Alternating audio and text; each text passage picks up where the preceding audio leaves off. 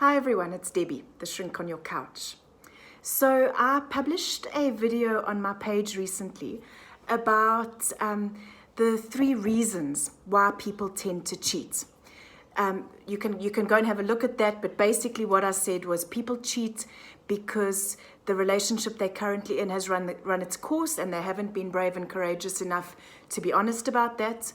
They cheat because there's something missing in their current relationship, but they realize very quickly that they don't want to exit that relationship, and then they have to work like hell to make that right, if they haven't done too much damage at that point.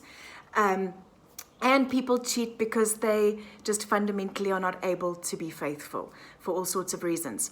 I just had a thought, though, that there's probably a 4th reason why people cheat, and I didn't mention it in that video, and that is when people are battling with themselves. When either there's a substance abuse issue. I mean, you know, drugs and booze are always a forerunner to cheating. Booze, drugs, cocaine, women, men, it all goes hand in hand, doesn't it? If you're a little bit out of control and a little bit off the rails, it stands to reason that there'll be all sorts of compulsive behavior, part and parcel of that, and part of it may very well be cheating. So that's important to note. Other issues can be things like grief. You know, it's not uncommon for people to have what I would call a grief affair. You know, they're bereft, they lose a parent, a sibling, a loved one, desperate to escape the pain of it, and may actually find themselves self-soothing with some sort of inappropriate relationship, be it emotional or sexual.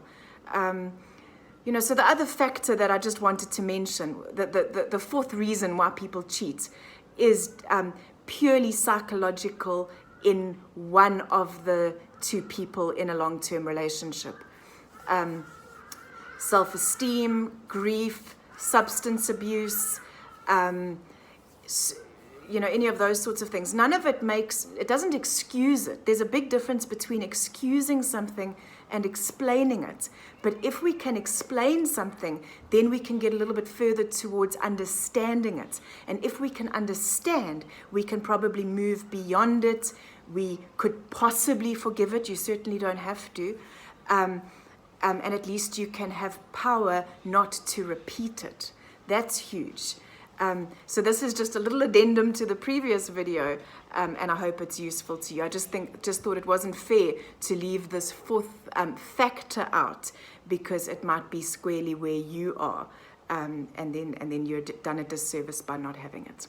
So I hope that's useful. Thank you. Bye-bye.